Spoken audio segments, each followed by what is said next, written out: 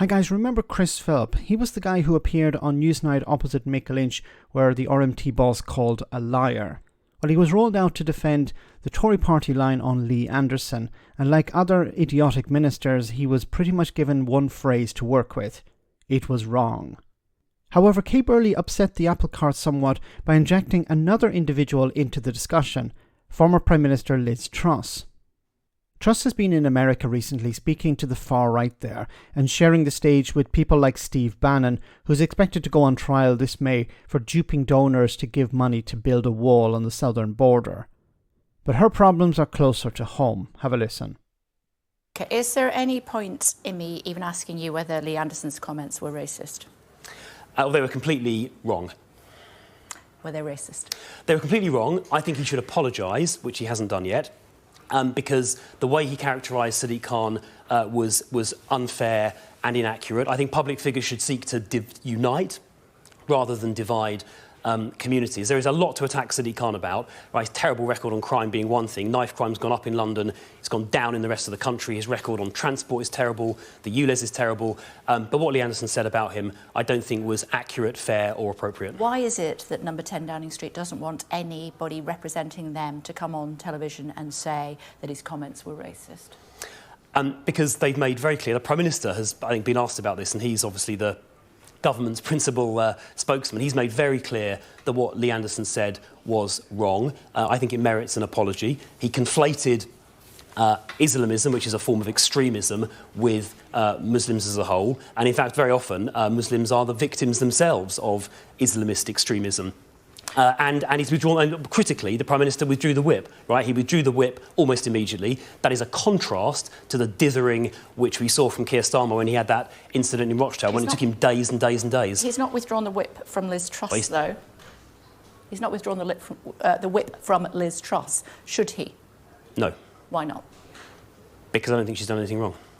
She didn't step in when the person on the stage with her said that Tommy Robinson was a hero. Yeah, well, he's clearly not.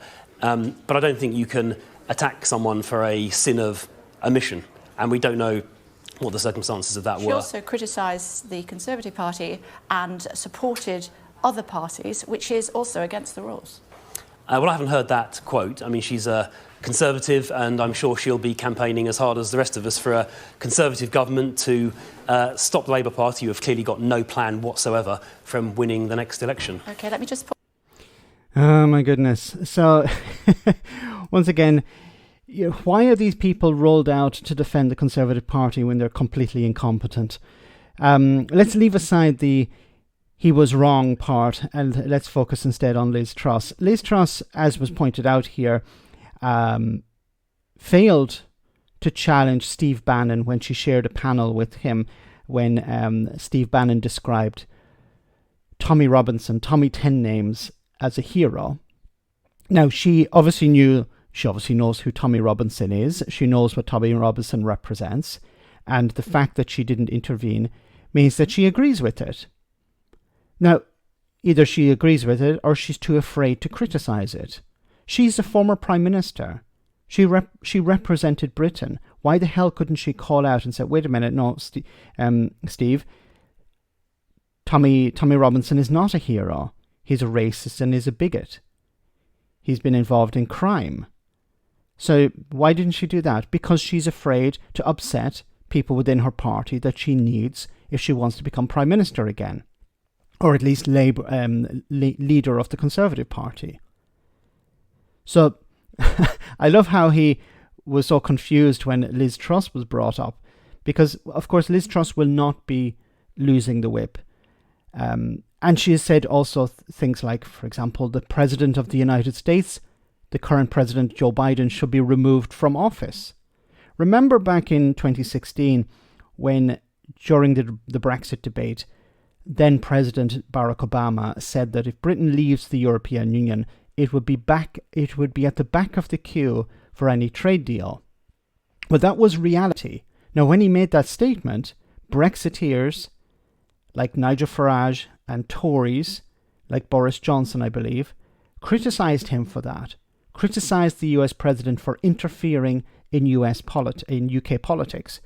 Well, the former Prime Minister, Liz Truss, told the American people they shouldn't vote for Joe Biden, that he should be removed from office.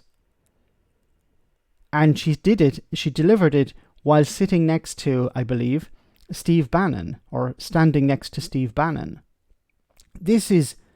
How is that not interfering?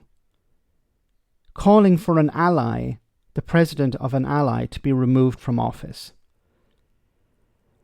So she won't lose the whip, and Suella Braverman won't lose the whip because they're too influential. They have too much support within the Conservative Party. Not so much MPs backing them, but members of the party. There would be open rebellion if Suella Braverman or Liz Truss lost the whip.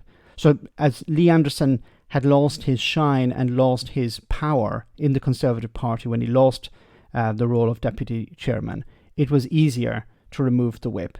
And remember, he lost the whip not because of the comments, but because of the backlash. So Chris Philp is a charlatan, but also a liar. I just want to remind you of this wonderful clip when he engaged with Mick Lynch. Mick Lynch has previously said he would not negotiate with the Tory government. The head of the, you've said that. The head of let me finish the point. Hang on, let me finish the point. The head of the rail delivery group this morning on the Today programme said that he didn't want the government in the negotiation. We've made money available to the railway industry. It's up to the employers to negotiate with the trade unions. And what happened this afternoon was halfway through these negotiations, while they were ongoing, the unions came out onto the street and gave an impromptu press conference, I mean, TV footage, saying that the strike was going to continue. OK, let's just pause. Hang on. I mean, it's on video. Now, Mick Lynch, excuse me. Mick Lynch, I want to ask you a question. I want to ask you a question. Would you be prepared to negotiate with the Tory government, yes or no? Absolutely. I've met every Tory transport minister in the last year. Bus, rail, maritime and the Secretary of State. We've never said we won't meet the Tories. What we said was that they're not at the table. I'm negotiating with the employers. You've also lied that we left negotiations on Saturday and went to a rally. There were no negotiations scheduled for Saturday. You are a liar. Right, let's just hang on. Wonderful, wonderful. We need more people like Mick Lynch and we need fewer people like Chris Philp. Hopefully Chris will lose his seat at the next election and then he can talk about how Lee Anderson was wrong. Let me know in the comment section, guys, what you think. As always, your comments are greatly appreciated. Thanks a lot.